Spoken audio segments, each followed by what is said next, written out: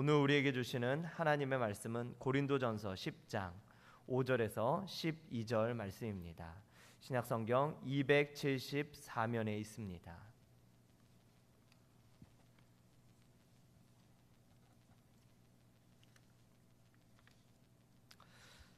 다 함께 봉독하시겠습니다. 그러나 그들의 다수를 하나님이 기뻐하지 아니하셨으므로 그들이 광야에서 멸망을 받았느니라. 이러한 일은 우리의 본보기가 되어 우리로 하여금 그들이 악을 즐겨한 것 같이 즐겨하는 자가 되지 않게 하려 함이니, 그들 가운데 어떤 사람들과 같이 너희는 우상 숭배하는 자가 되지 말라. 기록된 바 백성이 앉아서 먹고 마시며 일어나서 뛰논다 함과 같으니라. 그들 중에 어떤 사람들이 음행하다가 하루에 23,000명이 죽었나니 우리는 그들과 같이 음행하지 말자. 그들 가운데 어떤 사람들이 주를 시험하다가 뱀에게 멸망하였나니 우리는 그들과 같이 시험하지 말자. 그들 가운데 어떤 사람들이 원망하다가 멸망시키는 자에게 멸망하였나니 너희는 그들과 같이 원망하지 말라. 그들에게 일어난 이런 일은 본보기가 되고 또한 말세를 만난 우리를 깨우치기 위하여 기록되었느니라. 그런즉 선줄로 생각하는 자는 넘어질까 조심하라. 아멘. 이 시간 서재성 목사님께서 나오셔서 원망을 아십니까? 라는 제목으로 말씀 전하실 때 큰 은혜 받으시기 바랍니다.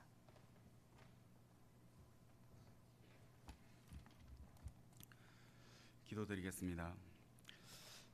사랑해 주님 감사합니다. 하나님, 오늘도 예배의 자리에 나와서 하나님을 알아가고 또 하나님의 뜻을 분별할 수 있는 은혜를 우리에게 부어주시니 감사합니다. 이 예배를 통해서 하나님을 더욱더 깊이 알아가고 하나님의 뜻대로 살아갈 수 있는 저희 모두가 될 수 있도록 인도하여 주시옵소서. 주님께서 이 시간 온전히 함께하여 주실 줄 믿사오며 살아계시는 우리 주 예수님의 이름으로 기도드립니다. 아멘. 오늘도 예배에 참석하신 여러분들에게 하나님이 부어주시는 은혜가 가득하시길 축복합니다. 자, 오늘의 제목을 한번 읽어보겠습니다. 좀 띄워주세요. 자, 원망을 아십니까? 옆에 분들에게 한번 물어보겠습니다. 원망을 아십니까? 우리 삶에 있어서 잘 변화되지 않는 것 중에 하나가 이 원망입니다. 그 원망에 대해서 오늘 한번 나누어 보고자 합니다. 기상을 관측하는 기상학자들이 사용하는 용어 가운데 나비 효과라는 그런 말이 있습니다. 나비 효과라는 그런 영화도 나왔기 때문에 이 용어를 아시는 분들이 많이 있을 것이라고 생각합니다. 쉽게 말해서 브라질에서 나비가 한 날갯짓을 통해서 일어난 바람이 미국에 갈 때쯤이면 허리케인으로 변한다는 그런 원리입니다. 이것을 처음으로 발견한 사람은 기상학자인 에드워드 로렌체라는 사람이었습니다. 이분이 기상을 연구하는 과정 속에서 컴퓨터에다 가상 시뮬레이션을 실시한 것입니다. 처음에 입력한 수치는 굉장히 미세하게 입력했는데 이것이 여러 가지 거리나 변수가 들어가니까 마지막에 가서는 엄청난 변수로 일어난다는 것입니다. 그 과정이 기록된 수치 그래프를 보니까 마치 나비 모양으로 나타나서 그것을 나비 효과라고 부르기 시작한 것입니다. 비록 그것이 미세하지만 시간이 지나고 여건이 지나고 그런 시간이 지나고 나면 그 결과가 처음 것과는 상상도 하지 못할 결과를 가지고 오는 것을 나비 효과라고 이야기합니다. 이와 같이 사소하지만 큰 영향을 미치는 것들이 있습니다. 그 중에 하나가 우리가 사람들에 대해서 호감형인가 비호감형인가를 구분하는 기준입니다. 누가 이러한 내용들을 인터넷에 올렸는데 그것을 재밌게 구분해 놓았습니다. 그것들 보면 첫째, 다른 사람이 말을 할 때 그 말을 끊지 않는 것. 누가 말할 때 말을 딱 끊는 사람은 비호감형인 것입니다. 말을 끝까지 들어주는 사람을 호감형이라고 생각하는 것입니다. 또 아파트나 어떤 마트, 백화점 등의 현관문을 들어갈 때 문을 열고 뒷사람이 오나 안 오나 살피고 그 문을 잡아주는 사람을 호감형이라고 생각하고 자신만 속 들어가 버리는 사람을 비호감형이라고 우리가 느끼는 것입니다. 또 밥 먹으러 가서도 다른 사람의 물을 따라주느냐 따라주지 않느냐가 호감형과 비호감형, 또한 물수건을 챙겨주느냐 안 챙겨주느냐에 따라서 호감형과 비호감형으로 나누어진다는 것입니다. 굉장히 사소합니다. 우리가 호감형의 사람이 되느냐 비호감형의 사람이 된다는 것은 굉장히 작은 것에서 성패가 난다는 것입니다. 오늘 우리가 나누고자 하는 이 원망이라는 것이 바로 그러한 것입니다. 마치 나비 효과처럼 굉장히 작은 일에서부터 시작해서 우리의 삶 속에서 느껴지는 그런 파장은 엄청나게 변한다는 것입니다. 사실은 이 원망에 대해서, 이 감사에 대해서 공부하다가 이 원망에 대해서 생각하게 되었습니다. 알게 되었습니다. 감사를 알기 위해서는 그 반대인 원망을 아는 것이 굉장히 도움이 되는 것입니다. 제가 학생 때 유도를 했습니다. 그런데 처음 도장에 나가서 유도를 시작하면 이 낙법이라는 것을 배웁니다. 거의 한 달 동안 낙법을 배웁니다. 그리고 이후에도 그 낙법을 기본 운동으로 계속 합니다. 정말 지겨울 정도로 합니다. 근데 왜 그렇게 낙법만 배우냐고, 낙법만 가르쳐 주냐고 제가 그 사부님께 물었던 적이 있었습니다. 그 사부님이 잘 넘어지는 법을 알아야만이 안 다칠 수 있고 또한 잘 넘길 수 있다는 그런 말씀을 해주셨습니다. 유도는 먼저 넘겨야 하는 운동입니다. 그런데 처음부터 넘어지는 법부터 배우는 것입니다. 처음에는 잘 이해가 가지 않았는데 제가 검은 띠를 달 정도가 되니까 이해가 되기 시작했습니다. 어떻게 해야 넘어지는가를 아니까 공격도 그에 맞게 머리를 설면서 공격하게 되고 또한 잘 넘어질 때도 다치지 않고 이렇게 운동할 수 있게 되었습니다. 감사와 원망에서도 마찬가지입니다. 감사를 잘 하기 위해서는 이 원망을 잘 이해하게 되면 도움이 되는 것입니다. 우리가 감사라는 것이 얼마나 중요한 것인지 알려면 이 원망에 대해서 제대로 알아야 되는 것입니다.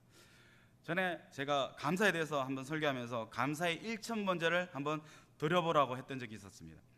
감사의 제목들을 찾고 감사를 드려보라는 것입니다. 그런데 그렇게 하면서도 원망이 우리 안에 있을 수 있다는 것을 깨달았습니다. 원망이 제 입을 통해서 드러날 때마다 얼마나 잘못된 영향을 끼치는가에 대해서 다시 한번 생각해 보게 되었습니다.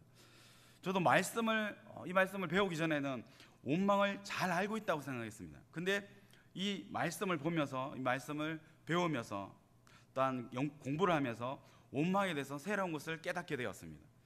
그 은혜가 저와 여러분들에게 함께 있기를 소망합니다. 여러분, 원망이 무엇인지 아십니까? 원망은 첫 번째 무서운 죄입니다. 한번 따라해 보겠습니다. 원망은 무서운 죄다.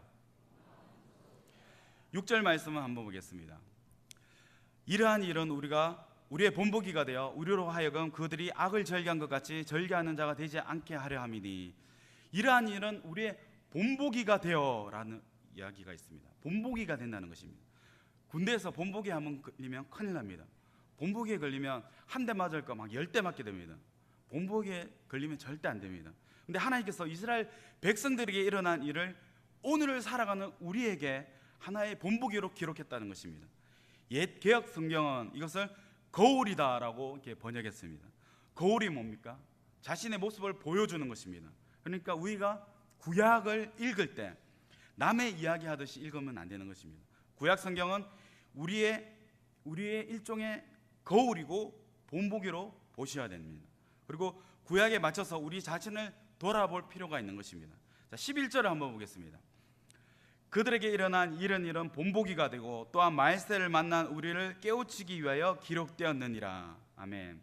왜 하나님이 이스라엘 백성들 구약에 일어난 일들을 본보기로 삼았느냐 하는 것은 말세를 살아가는 바로 우리에게 일종의 각성을 주고 깨우침을 주기 위해서라고 합니다.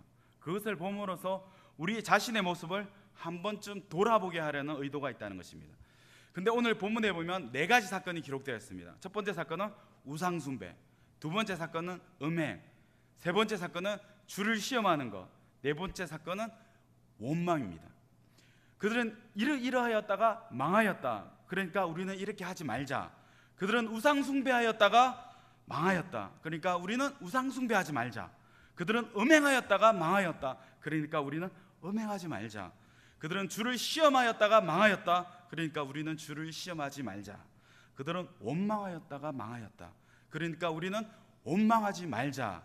이런 구조로 되어 있는 것입니다.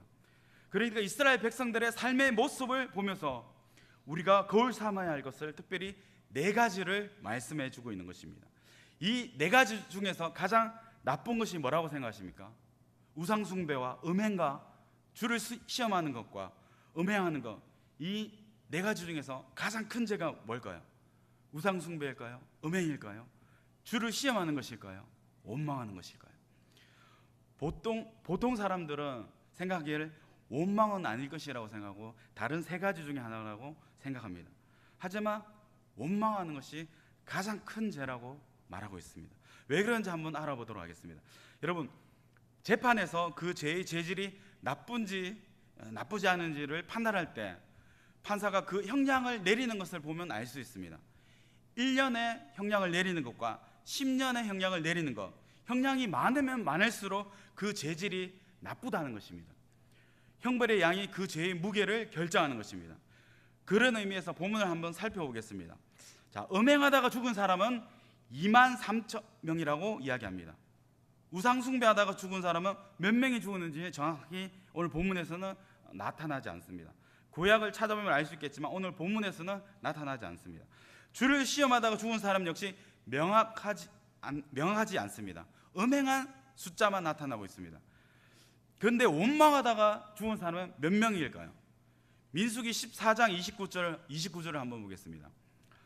너희 시체가 이 광야에서 엎드려질 것이라. 너희 중에 20세 이상으로서 계수된 자 곧 나를 원망한 자 전부가 라고 얘기합니다. 원망한 자 전부라고 얘기합니다. 음행하다가 죽은 자는 2만 3천 명인데 원망하다가 죽은 사람은 몇 명입니까? 전부라고 얘기합니다. 그러면 어떤 게 더 나쁘다고 볼 수 있습니까? 여러분 이해가 되십니까? 많은 사람들이 원망을 크게 나쁘다고 생각하지 않습니다. 한번 예를 들어보겠습니다. 오늘 찬양으로 열심히 섬겨주셨던 이재택 장로님이 여러분 술을 드신다고, 만약에 술을 드신다면 여러분 어떻게 생각하십니까? 아니 어떻게 장로가 되어가지고 술 마시고 다닐 수 있냐고 막 여러분 비난하지 않겠습니까? 그럼 다른 사람을 씹고 원망하고 다닌다면 그런 반응을 보일까요? 잘 와닿지 않나요? 그 옆에 앉아 계신 부부이신 김원실 권사님, 자, 이 권사님이 여러분들에게 용한 점쟁이가 있는데 여러분 한번 점치러 한번 가자고, 정말 용하다고 다 알아맞춘다고 이렇게 여러분들에게 이야기하면 어떻게 반응하시겠습니까? 권사가 되더니 저기 미친 거 아니냐고, 어떻게 권사가 돼가지고 그런 소리를 하냐고 그렇게 이야기하지 않겠습니까? 그런데 여자 집사님들이나 권사님들과 또는 남편의 흉을 보거나 다른 사람을 씹으면 어떻게 하시겠습니까? 맞아 다른 남자들이 다 그렇지 뭐, 그 사람 그래, 나도 그런 적 있어 정말, 뭐 이렇게 맞장구 치지 않겠습니까? 이게 바로 원망을 대하는 우리의 모습인 것입니다. 물론 두 분이 절대로 그런 분이 아니기 때문에 제가 예를 들었습니다. 절대로 오해하지 마시기 바랍니다. 우리가 원망할 때 우상숭배나 음행보다 심각하지 않은 죄로 그 원망의 죄를 생각한다는 것입니다. 그러나 하나님은 다르게 본다는 것입니다. 하나님은 그 죄를 음행보다도 더 나쁜 죄로 보고 계십니다. 아직 동조가 안 되시는 것 같은데 다시 한번 보도록 하겠습니다. 자, 원망의 첫 번째 특징은 도덕윤리 문제가 아니라 그것은 죄의 문제인 것입니다. 원망은 죄의 문제입니다. 또한 원망의 두 번째 특징은 그냥 죄가 아니라 영적인 죄입니다. 다시 한번 따라해 보겠습니다. 원망은 무서운 영적인 죄다. 창세기 32장 12절을 보겠습니다. 아담이 이르되 하나님이 주셔서 나와 함께 있게 하신 여자 그가 그 나무 열매를 내게 주므로 내가 먹었나이다. 이렇게 이야기하고 있습니다. 하나님이 아담에게 왜 선악과를 따먹으냐고 물으시니까 아담이 하나님께 저 여자가 줘서 먹었습니다. 그 여자를 원망합니다. 자신의 아내를 원망하는 것입니다. 여자가 남편을 도우려면 제대로 도와야지 죄 짓는 것만 돕고 말이야, 하나님 저 여자가 문제입니다, 이렇게 아내를 원망하고 있는 것입니다. 하지만 실상을 보면 아내를 원망한 게 아닙니다. 12절을 보면 하나님이 주셔서 나와 함께 있게 한 여자, 이렇게 이야기하고 있습니다. 결국 누구를 원망하고 있는 것입니까? 하나님을 원망한 것입니다. 여러분, 모든 원망은 인격체를 향하게 되어 있습니다. 또한 그것은 궁극적으로 하나님을 향하게 되어 있는 것입니다. 여러분, 제가 지나가다가 여기 왜 이렇게 지저분해 이렇게 말을 했다고 합니다. 제가 누군가를 지칭한 게 아닙니다. 근데 여기 왜 이렇게 지저분해, 여기 왜 이렇게 엉망이야 이렇게 얘기한다면 청소하는 누군가를 누군가가 상처받게 되는 것입니다. 여러분, 우리는 비인격적인 것을 불평하고 원망한다고 생각하지만 사실 모든 원망은 인격체를 향하게 되어 있는 것입니다. 그래서 그 인격이 상처를 받는 것입니다. 그뿐만 아니라 이게 사람을 향한 원망인 것 같지만 가만히 따지고 보면 궁극적으로는 하나님을 원망하고 있는 것입니다. 자, 신약 성경의 한 예를 찾아보도록 하겠습니다. 누가복음 10장 38절에서 40절을 보겠습니다. 자, 먼저 38절. 그들이 길 갈 때 예수께서 한 마을에 들어가심에 마르다라 이름하는 한 여자가 자기 집으로 영접하더라. 예수께서 그 38절 말씀은 놔두세요. 예수께서 예루살렘에 가실 때 마르다라 하는 이름하는 여자가 자기 집으로 초대했습니다. 그래서 식사를 대접하려고 예수님을 불렀습니다. 자, 39절 40절을 보겠습니다. 그에게 마리아라 하는 동생이 있어 주의 발치에 앉아 그의 말씀을 듣더니 마르다는 준비하는 일이 많아 마음이 분주한지라. 자, 예수님이 일찍 오셨는지 어땠는지 예수님을 모셔놓고 마르다는 마음이 분주해서 이리저리 대접하기 위해서 열심히 일을 합니다.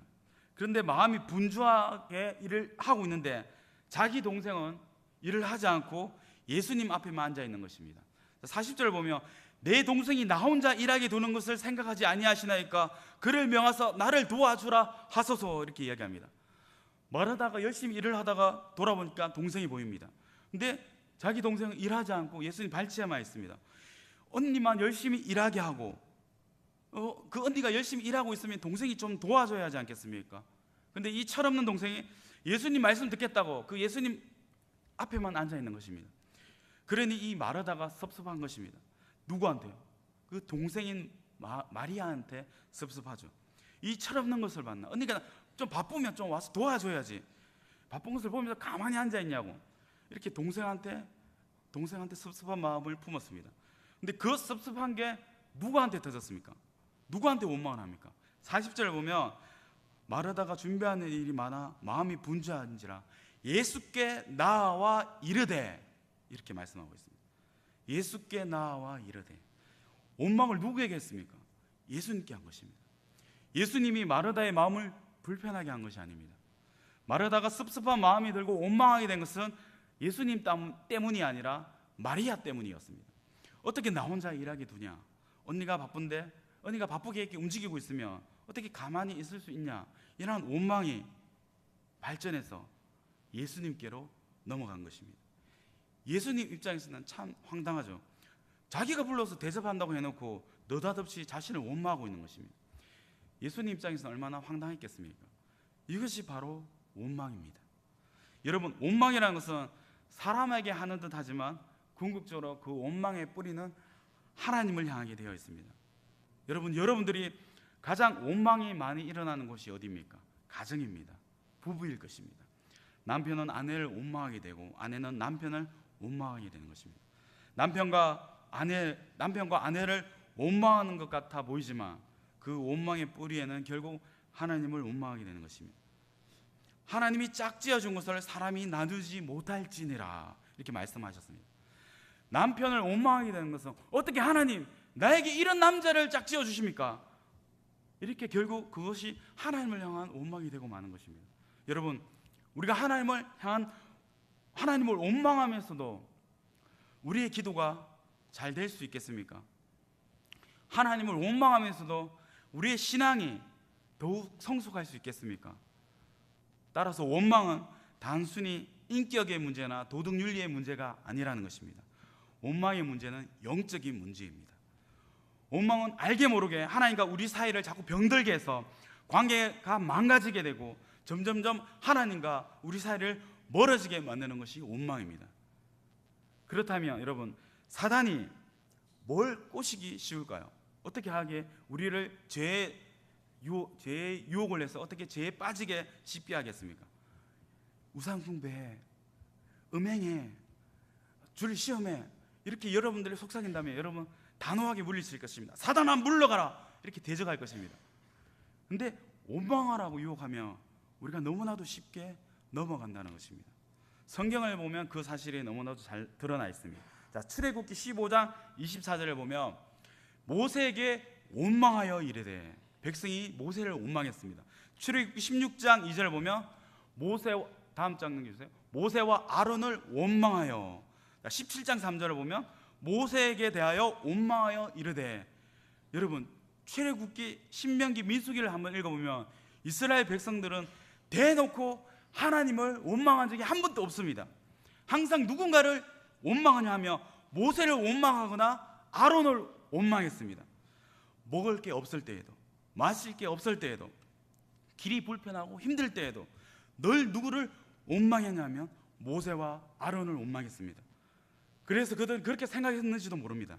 우리는 하나님을 원망한 적이 없다, 하나님에 대해서는 불만 없다, 나는 모세가 불만이고 아론이 불만이지 나는 하나님에 대해서는 불만 없다, 이렇게 말했을 수도 있을 것입니다.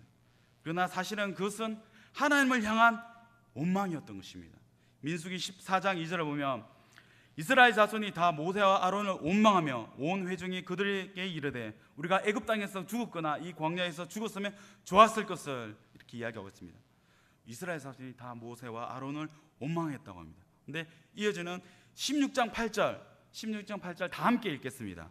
모세가 또 이르되 여호와께서 저녁에는 너희에게 고기를 주어 먹이시고 아침에는 떡으로 배불리시니 이는 여호와께서 자기를 향하여 너희가 원망하는 그 말을 들으셨습니다. 우리가 누구냐? 너희의 원망은 우리를 향하여 함이 아니요 여호와를 향하여 함이로다. 아멘. 이스라엘 백성들이 가면을 쓴 것입니다. 자신들이 사람을 원망한 것 같지만 사실은 하나님을 원망하고 있다는 것입니다. 민수기 14장 11절에 보면 여호와께서 모세에게 이르시되 이 백성이 어느 때까지 나를 멸시하겠느냐? 내가 그들 중에 많은 이적을 행하였느냐? 어느 때까지 나를 믿지 않겠느냐? 이렇게 말씀하고 있습니다. 모세와 아론을 향하여 원망한 이스라엘 백성을 향해서 하나님께서 뭐라고 하시냐면 나를 믿지 않는 것이고 나를 멸시하는 것이다, 이렇게 말씀하고 계시는 것입니다. 이게 원망인 것입니다. 하나님을 원망하지 않는 것 같지만 사실은 하나님을 원망하고 있는 것입니다. 사단이 우리를 그렇게 유혹하고 있는 것입니다. 자, 오늘 본문 6절을 다시 한번 보겠습니다. 이러한 일은 우리의 본보기가 되어 우리로 하여금 그들이 악을 절개한 것 같이 절개하는 자가 되지 않게 하려 함이니. 아멘. 여러분, 악을 절개하는 사람이 어디에 있겠습니까? 악을 즐긴다, 정말 못되고 사악한 사람이 아니고서야 악을 즐기는 사람이 있겠습니까? 그런데 이곳에서 악을 즐긴다고 하는 말씀이 특정한 사람을 두고 하는 말이 아니라는 것입니다. 고린도전서 10장 12절에 그런즉 선줄로 생각하는 자는 넘어질까 조심하라, 이렇게 말씀하고 있습니다. 이것이 무엇입니까? 섰다, 나는 섰다고 생각하는 것 자체가 위험하다는 것입니다. 여기에 있는 모든 문제는 누구에게나 일상적으로 다가올 수 있는 그러한 문제라는 것입니다. 그러니까 사람이, 우리가 악을 즐길 수도 있다는 것입니다. 여러분, 악을 즐긴다는 말을 다른 말로 바꾸어 보면 악을 습관화한다는 뜻입니다. 악을 행하는 것이 버릇이 된다는 것입니다. 여러분, 이것을 우상 숭배부터 생각하면 이해가 안 됐는데 반대로 생각해 보면 이해가 되는 것입니다. 원망하는 것, 이것이 일종의 습관이라는 것입니다. 이것이 일종의 문화고 버릇이라는 것입니다. 그래서 사람이 원망할 만한 환경이 되어서 원망을 하는 것이 아니라 원망이 습관화된 사람은 무엇을 해도 원망하게 된다는 것입니다. 모든 환경 속에서 원망할 거리를 찾는다는 것입니다. 아담과 하와는 에덴 동산에서 원망할 것을 찾았습니다. 에덴 동산이 어디입니까? 하나님께서 가장 좋은 것들만 채워주신 것이 에덴 동산이었습니다. 근데 그 에덴 동산에서 아담과 하와는 왜 선악과를 먹지 못하게 하느냐고 원망했습니다. 여러분, 우상 숭배도 원망이 될 수 있습니다. 음행하는 것도 습관이 될 수 있습니다. 주를 시험하는 것도 습관이 될 수 있습니다. 따라서 이런 것들로부터 우리 자신을 지켜야 한다고 말씀하고 계신 것입니다. 여러분, 원망은 죄입니다. 어떤 죄입니까? 영적인 죄입니다. 누가 나에게 와서 술 먹자고 해서 그 유혹에 넘어가는, 정말 믿음이 바로 선 예수 믿는 사람은 없을 것입니다. 하지만 누가 와서 다른 사람을 원망하는 이야기를 하면 어떻습니까? 그것을 즐기는 것입니다. 저만 그런가요? 아닙니다. 성경에 나오는 말씀입니다. 잠언 18장 8절에 보면 남의 말하기를 좋아하는 자의 말은 별식과 같아서 뱃속 깊은 데로 내려가느니라, 이렇게 말씀하고 있습니다. 남의 말하기를 좋아하는 자의 말은 별식, 즉 특식과도 같아서 뱃속 깊이 내려간다는 말입니다.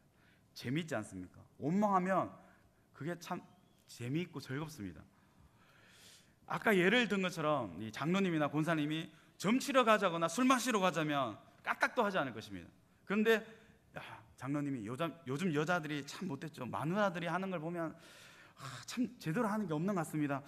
살림도 제대로 안 하고 밖으로만 나돌아다니고 뭐 이런 남편 맛도 제대로 안 해주고 뭐 이런 이야기를 하면 맞장구 치기가 너무나도 쉬울 것입니다. 이런 것들을 우리가 너무 쉽게 받아들이고 있다는 것입니다. 다시 한번 말씀드립니다. 원망은 죄입니다. 그것도 영적인 죄입니다. 저와 여러분들이 이 원망하는 습관을 고치지 않고는 하나님과 깊은 영적인 관계로 들어갈 수 없다는 사실을 우리가 깨달아야 되는 것입니다.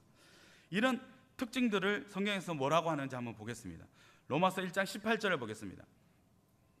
하나님의 진노가 불의로 진리를 막는 사람들의 모든 경건하지 않음과 불의에 대하여 하늘로부터 나타나느니. 하나님의 진노가 나타납니다. 누구에게 심판합니까? 경건치 않음과 불의에 대해서 심판하십니다. 그런데 경건치 않은 것의 하이라이트가 뭐냐? 로마서 1장 21절에 보면 하나님을 알되 하나님을 영화롭게도 아니하며 감사하지도 아니하고 오히려 그 생각이 허망하여지며 미련한 마음이 어두워졌나니 이렇게 말씀하고 있습니다. 하나님을 알되 하나님을 영화롭게도 아니하며 감사하지도 아니하고, 그래서 하나님을 어떻게 했습니까? 하나님이 어떻게 했습니까? 로마서 1장 24절입니다. 그러므로 하나님께서 그들의 마음의 정욕대로 더러움에 내버려 두사 그들의 몸을 서로 욕되게 하게 하셨으니. 그래서 그 이하에 나오는 말씀이 뭐냐면 나쁜 일들이 쭉쭉 나오게 되는 것입니다. 이 이야기는 이런 이야기입니다. 사람들이 하나님을 믿는다고 하면서도 감사할 줄 모르는 것입니다. 감사의 습관을 기르지 않고 감사할 줄도 모르는 것입니다. 그러니까 하나님이 그래, 그럼 네 멋대로 한번 살아봐라, 네 멋대로 살아라. 이 말은 감사하지 않는 원망하는 네 삶을 살아라는 것입니다. 원망하는 삶을 살아. 그 삶을 살고 그 삶을 즐겨. 그냥 네 마음대로 하고 싶은 데서 살아. 이런 뜻이 있는 것입니다. 원망을 즐기고 그 삶의 태도를 고치지 않으려는 것입니다. 그런데 그것이 세월이 지나고 나면 우리의 삶 속에서 무수히 많은 악을 만들어낸다는 것입니다. 여러분, 원망이 모든 타락한 삶의 뿌리인 것입니다. 이것이 원망입니다. 또한 세 번째로 원망이란 무엇이냐 하면 원망은 인생의 맛을 달라지게 하는 무서운 죄입니다. 다 함께 따라해 보겠습니다. 원망은 인생의 맛을 달라지게 하는 무서운 영적인 죄다. 자, 이스라엘 백성이 원망 때문에 어떻게 달라지는가를 한번 보겠습니다. 출애굽기 16장 31절. 이스라엘 백성들이 만나를 먹게 되었습니다. 하나님께서 만나를 주셨습니다. 그것을 꿀 섞은 과자 같았더라, 이렇게 그 만나의 맛을 표현하고 있습니다. 광야 가운데 먹을 것이 없었습니다. 그래서 하나님께 먹을 것을 하려고 요청했습니다. 그런데 하나님께서 만나를 주셨습니다. 그 만나를 먹으면서 이 백성들이 야, 꿀맛 같다, 꿀 섞은 과자 같다, 이렇게 설명했던 것입니다. 이 만나의 맛을 설명할 방법이 없어서 꿀 섞은 과자 같다라고 이렇게 표현했습니다. 근데 살면서 40년 동안 맨날 만나를 먹게 되니까 또 고기가 없으니까 고기를 달라고 불평할 때쯤 어떻게 변하는가 한번 보겠습니다. 민수기 11장 8절을 보면 빨간 글씨를 보면 기름 섞은 과자 맛 같았더라, 이렇게 이야기합니다. 여기서 말하는 기름은 올리브유를 말합니다. 꿀 섞은 과자에서 기름 바른 과자로 바뀌었습니다. 그리고 시간이 지나고 나니까 이스라엘 백성들이 원망이 극에 달하니까 어떻게 됩니까? 민수기 21장 5절을 보면 이 하찮은 음식을 싫어하노라, 이렇게 얘기합니다. 처음에 꿀 섞은 과자가 기름 섞은 과자가 되었습니다. 그리고 나중에는 이 하찮은 음식이 되어버리고 말았습니다. 원망이 극에 달하니까 이 하찮은 음식, 하나님께서 주신 만나가 이 하찮은 음식이 되어버린 것입니다. 자, 하나님이 만나를 처음에 주실 때는 출중한 요리 실력이 있었는데 나중에 실력이 줄어들어서 하찮은 음식이 되어버렸을까요? 여러분, 만나는 그대로였습니다. 나중에 이 만나가 꿀맛 같았는데 처음에는, 나중에는 기름 섞은 맛이 되었다가 결국에는 하찮은 음식이 되었습니다. 이것이 바로 원망인 것입니다. 부부가 결혼을 하고 가정을 꾸릴 때를 한번 생각해 보십시오. 막 결혼하고 살 때는 꿀맛 같습니다. 때로 눈꿀 시릴 정도로 행동하는 사람들도 있습니다. 대표적으로 김종화 전도사님이 있습니다. 지금도 자기야 전화할 때 막 소름이 돋습니다. 가끔. 근데 한 10년쯤 살다 보면 기름 섞은 맛이 납니다. 처음에 꿀맛과는 어느덧 사라지도, 그리고 한 20년쯤 지나다 보면 어느덧 하찮은 음식이 되고 마는 것입니다. 일반적으로 그렇게 변한다는 것입니다. 근데 이것이 남편 때문입니까? 아니면 아내 때문입니까? 뭐 때문이라고 생각하십니까? 우리가 살아가면서 힘든 일이 생기면, 어려운 일이 생길 때마다 우리는 누군가 때문에, 누구 때문에 이렇게 생각합니다. 그리고 궁극적으로는 하나님 때문이라고 생각합니다. 그러나 환경 때문이 아닙니다. 똑같은 만나입니다. 만나는 처음이나 지금이나 변화가 없습니다. 그런데 우리 마음속에 원망이 들어오고, 원망이 일상화되기 시작하니까, 원망이 습관화되기 시작하니까, 원망이 버릇이 되니까 꿀같은 만나가 하찮은 만나로 바뀌는 것입니다. 이것이 만나의 힘입니다. 원망이 들으면 우리의 인생의 맛을 변화시킵니다. 여러분, 모든 것을 감사하기 시작하면 삶이 정말 꿀맛 같게 변화될 것입니다. 반대로 원망하기 시작하면 아무리 좋은 것을 주더라도 하찮게 변해버리고 마는 것입니다. 원망이라는 것이 우리의 삶을 부패시킨다는 것입니다. 그런데 우리는 그것을 누구 때문이냐고 하는 것입니다. 남편 때문이고, 아내 때문이고, 부모 때문이라는 것입니다. 그리고 끝내는 하나님 때문이라는 것입니다. 민수기 13장 32절을 보겠습니다. 이스라엘 자손 앞에서 그 정탐한 땅을 악평하여 이르되, 우리가 두루 다니며 정탐한 땅은 그 거주민을 삼키는 땅이요 거기서 본 모든 백성이 신장이 장대한 자들이며, 하나님께서 이스라엘 백성들에게 젖과 꿀이 흐르는 땅을 약속해 주셨습니다. 그런데 그 젖과 꿀이 흐르는 가나안 땅을 보고 이스라엘 백성들은 뭐라고 표현했습니까? 거주민을 삼키는 땅이다, 사람 살 곳이 못 되는 땅이다, 그렇게 평가했습니다. 하나님은 젖과 꿀이 흐르는 땅이라고, 그 땅을 너희들에게 주겠다고 약속했는데 그들은 거주민을 삼키는 땅이라고 이야기합니다. 또한 33절에 보면 우리는 스스로 보기에도 메뚜기 같으니 이렇게 얘기합니다. 자기 자신을 뭐라고 얘기합니까? 스스로 보기에도 메뚜기 같다고 얘기합니다. 하나님은 그들을 어떻게 보셨습니까? 하나님의 형상대로 창조한 존귀한 자가 바로 이스라엘 백성들이었습니다. 바로 우리였습니다. 예수 그리스도를 우리의 화목제물로 주셔서 우리를 구원하실 만큼 우리를 존귀한 자로 여기셨습니다. 그런데 원망에 사로잡히니까 자신이 그렇게 초라해 보일 수가 없습니다. 그렇게 원망스러울 수가 없습니다. 여러분, 우리가 연예인처럼 꾸미면 사람이 달라지겠습니까? 아닙니다. 오늘 성경에서는 원망하는 태도를 고치라는 것입니다. 이 원망하는 태도를 영적으로 다루기 전에는 우리의 신앙생활에 근본적인 변화를 가져오기가 힘들다는 것입니다. 여러분, 의식적으로 생각하지 않아도 여러분이 지금까지 지내오면서 경험해 보셨을 것입니다. 여러분들의 신앙생활이 건강하고 은혜롭고 그렇게 정말 감사할 때는 상대적으로 줄어드는 것이 무엇입니까? 원망입니다. 하지만 여러분들의 삶이 힘들고 은혜롭지 못할 때, 감사하지 못할 때 늘어나는 것이 무엇입니까? 원망입니다. 따라서 원망은 죄입니다. 이제 누군가가 여러분에게 와서 원망을 하면 여러분 어떻게 반응하시겠습니까? 단호히 거절해야 합니다. 여러분, 우상 숭배보다 나쁜 것이 원망입니다. 음행보다도 나쁜 것이 원망입니다. 주를 시험하는 것보다 나쁜 것이 원망입니다. 이 원망은 저와 여러분들의 삶을 부패시켜 버린다는 사실을 기억하시기 바랍니다. 따라서 이 원망의 영적인 죄를 잘 분별하시고 저와 여러분들의 삶 속에서 이 원망을 다 쫓아낼 수 있기를 축복합니다. 물론 쉽지 않습니다. 우리의 옛사람, 옛습관이 우리 안에 가득하기 때문입니다. 하지만 우리의 옛습관을 버릴 때, 옛습관이 죽고 새로운 피조물, 하나님께서 우리를 창조하신 그 원형의 모습대로 살아가기를 결단할 때 우리가 원망이 아닌 감사가 넘쳐나게 될 줄 믿습니다. 술 먹고 원망하지 않은 것이 술 먹지 않고 원망하는 것보다 나을 수 있습니다. 술 마시고 원망하지 않는 남편과 사는 것이 술 먹지 않고 매일 원망하는 아내랑 사는 것보다 나을 수 있다는 것입니다. 그렇다고 술 마시라는 이야기는 아닙니다. 원망이 그만큼 나쁘다는 것입니다. 지금까지 우리의 삶의 모습 속에서 원망이 넘쳐났다면 우리가 이 시간 회개하고 다시는 원망이라는 죄를 짓지 않도록 우리가 새로운 피조물로 변화되기를 축원합니다. 우리의 삶 속에서 이 원망이 사라지고 감사가 넘쳐나게 다시 한번 진심으로 축원드립니다. 기도하겠습니다. 사랑과 내가 풍성하신 하나님 아버지, 참으로 감사합니다. 아버지, 이 시간 원망에 대해서 깨닫게 하시니 감사합니다.